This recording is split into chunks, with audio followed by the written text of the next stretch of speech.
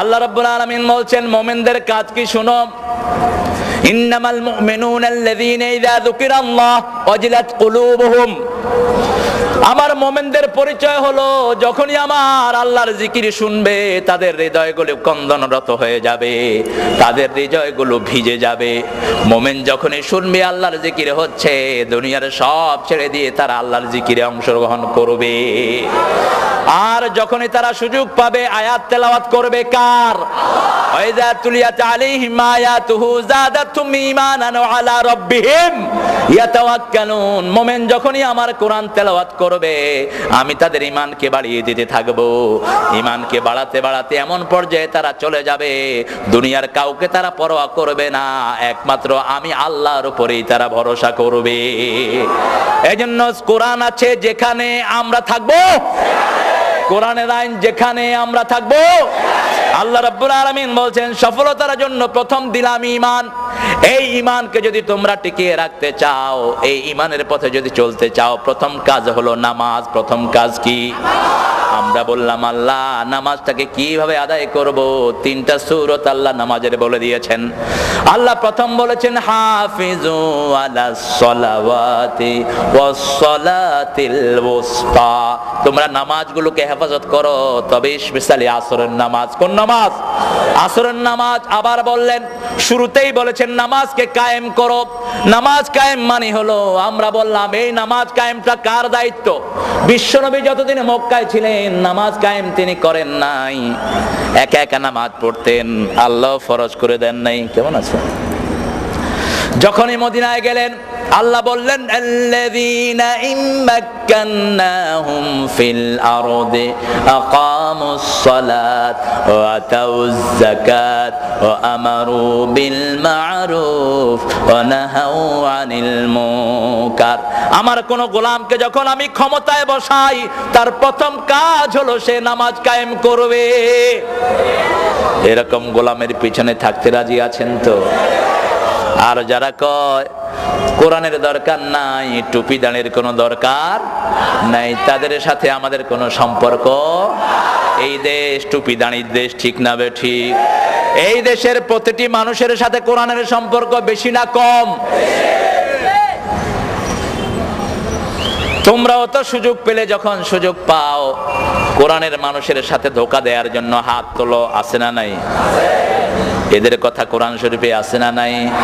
এদেরকে যখন সাধারণ লোকেরা বলে ওয়াইদা কিলা লাহুম আমিনু কামা আমানান নাস, যখন তাদেরকে বলা হয় তোমরা ঈমান আনো যেমন সাধারণ মানুষ ঈমান এনেছে, তারা বলে আনুমিনু কামা আমানাস সুফাহা, বেকুবদের মতো আমরা ঈমান আনবো নাকি?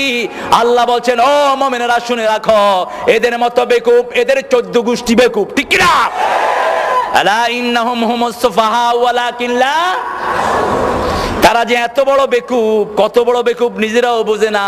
অল্প দিনের দুনিয়া দিয়ে আখিরাতকে নষ্ট করে, আর আমরা অল্প দিনের দুনিয়া দিয়ে চিরস্থায়ী আখিরাতকে আমরা গড়ে নেই।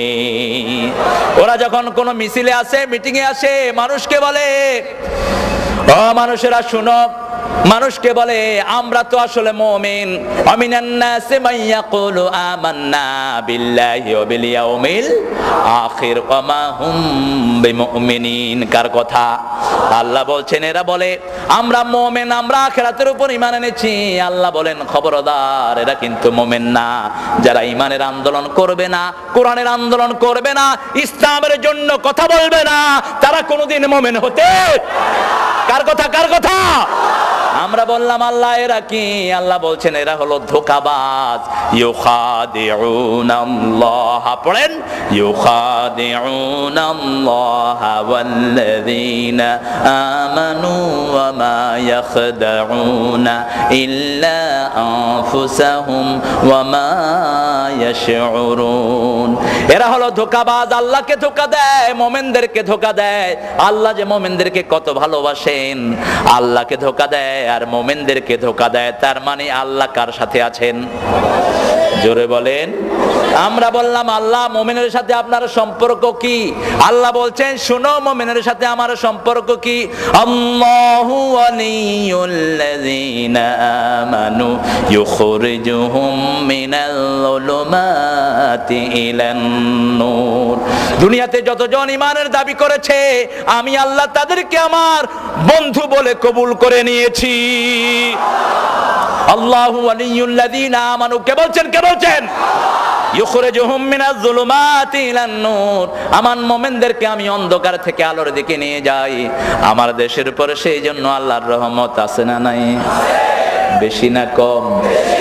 গার্মেন্ট সেক্টরকে ধ্বংস করে দিয়ে বিদায় করে দিতে চাওয়া হয়েছে, কিন্তু আল্লাহ টিকিয়ে রেখেছেন। সুবহানাল্লাহ বলেন। আবার চেষ্টা করা হলো এই দেশটাকেও কার্যকর করে আরেকটা বিদেশি মদত পুষ্টকে এই দেশে এনে বসিয়ে দেওয়া হবে। আমেরিকা, ইংল্যান্ড, দুনিয়ার কোন কাফের দেশের অরাজকতা আমরা সহ্য করব না, ঠিক কি না? ভাউসার সাহেবেরা আসেন আমাদের দেশে। নাম কি? ভাউসার। নাম কি? মাশাআল্লাহ, কুত্তাও বেশি দেয় নাম হলে। বাউসার সাহেব আসছে আমাদেরকে প্যাড দেওয়ার জন্য। আমরা বললাম আমরা ভাউসার টাউসার মানি না, আমরা নামাজ আছে যেখানে আমরা আছি, ইমানের কথা যেখানে আমরা আছি। এজন্য বাংলাদেশের জেনারেল মানুষকে যারাই কিনতে চায় কালেমার দোহাই দেয়, আছে না নাই? কারণ কালেমা ছাড়া বাংলাদেশের মানুষকে কিনা সম্ভব নয়। বুঝতে হবে যাদের আন্দোলনের মধ্যে কোরআনের কর্মসূচি নাই, নামাজের কর্মসূচি নাই, ইসলামের কর্মসূচি নাই, এরাই হলো ধোঁকাবাজ এবং বেঈমান। সেজন্য আমার আল্লাহ বলছেন, শুনো, ইমানের প্রথম শর্ত হলো নামাজ। নামাজ কায়েমের আন্দোলন করবা, যাতে নামাজ যখন রাষ্ট্রীয়ভাবে কায়েম না হবে, তোমরা নিজেদের পরিবারে, নিজেদের সংসারে, নিজেদের দলের ভিতরে যারা থাকবে নামাজ কায়েম করবে তার ঘরে সকাল থেকে নিয়ে রাত পর্যন্ত নামাজ কায়েম করবে। কার কথা? আর ফজরের সময় বেশি করে কোরআন পড়বে। এই দুইটা গুণ যার মধ্যে আমি আল্লাহ পাবো, কিয়ামতের ময়দানে এই কোরআন তার জন্য সাক্ষী হয়ে যাবে। আকিমিস সালাতা লিদুলুকিশ শামসি ইলা গাসাকিল লাইল ওয়া কুরআনাল ফাজর ইন্না কুরআনাল ফাজর কানা মাশহুদা।